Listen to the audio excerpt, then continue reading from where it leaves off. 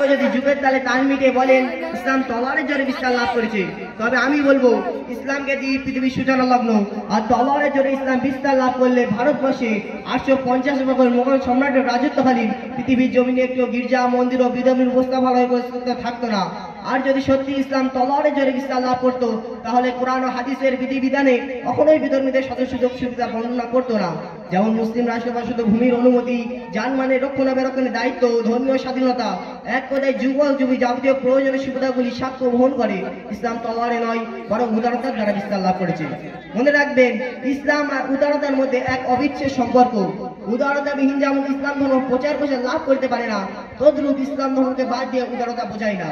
তাই কিছু বিশেষ মনীষীগণ মত প্রকাশ করেছেন, যেমন বাংলার প্রসিদ্ধ মনীষী স্বামী বিবেকানন্দ, ভারতগুরু মহাত্মা গান্ধী, জাতির জনক নেতাজি সুভাষচন্দ্র বসু, মিস্টার জওহরলাল নেহরু ও কলকাতা বিশ্ববিদ্যালয়ের আইন অধ্যাপক ডাক্তার সুধীশ রায় ও বৈজ্ঞানিক মার্কিন, ফ্যারাডে, জেমস ওয়াটস, কপারনিকাস, বচন, গ্যালিলিও, ডাল্টন, আইনস্টাইন ইত্যাদি মনীষীগণ পুস্তকাদির মাধ্যমে দার্শনিক ঘোষণা করেন ইসলাম শান্তি ধর্ম ও ইসলাম তলোয়ারে নয় বরং উদারতার দ্বারা বিস্তার লাভ করেছে।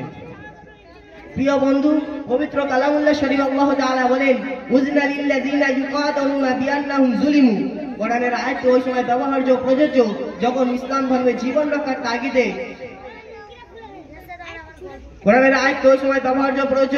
যখন অমুসলিমরা সাংবিধানিক আইন কানুনকে উপেক্ষা করে মনুষ্যত্বের গণ্ডি থেকে বেরিয়ে গিয়ে নিরীহ জনগণের প্রতি নির্বিবাদে গুজরাট ও আহমেদাবাদের মতো হত্যা যখন নারকীয় তাণ্ডব চালাবে, তখন আহকামুল হাকিমিন ওই লোমহর্য অসহ্য কঠিন পরিস্থিতিতে পরিপ্রেক্ষিতে নিজের মা বোনেদের ঈমান ইজ্জত জীবন রাখার তাগিদে ওই আয়াতকে কারফিউ ও ভারতীয় 44 ইমার্জেন্সি অর্ডার অনুযায়ী নির্দেশ দিয়েছেন, তোমরা অমুসলিমদের যেখানেই পাও সেখানেই হত্যা করো। প্রত্যাহিক আদেশ হলে 1440 বছর পরেও গোটা বিশ্বে অমুসলিমদের কোনো অস্তিত্ব খুঁজে পাওয়া যেত না। আর যদি আল্লাহ তাআলা অন্যত্র বলেন ফাইন কাতালুকুম ফাকতুলুহুম, উক্ত আয়াতের ব্যাখ্যায় দৃষ্টিগত কিছু বুদ্ধি সম্পদের উক্তি, ইসলাম যদি তলোয়ারের দ্বারা প্রচার হতো তাহলে ইসলামে জিহাদের প্রয়োজন কিসের? বলি বন্ধু, ইসলাম উক্ত জিহাদের বিধান উগ্রবাদী ও সন্ত্রাসবাদীর উদ্দেশ্যে নয় বরং আত্মরক্ষার উদ্দেশ্যে। আর রইল ফাকতুলুল মুশরিকিনা হাইসু ওয়াজাদতুমুহুম, উক্ত আয়াতের ব্যাখ্যা আমরা সমাজে ওই সময় বাস্তবায়ন করব যখন ইসলাম ধর্মের জীবন রক্ষার তাগিদে কারফিউ ও এমার্জেন্সি 44 ধারার অর্ডার জারি হবে।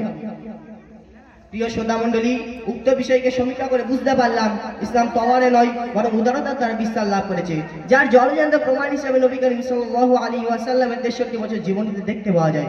তাই আসুন প্রিয় নবী সাল্লাল্লাহু আলাইহি ওয়াসাল্লামের জীবন, আদর্শ, ইসলাম ইতিহাস নানান পুস্তকটি পাঠ করে ইসলাম তলোয়ারে নয় বরং উদারতার দ্বারা বিস্তার লাভ করেছে তার দৃঢ় প্রতীক ও সংকল্পের অন্তরে জায়গা দেওয়ার চেষ্টা করি।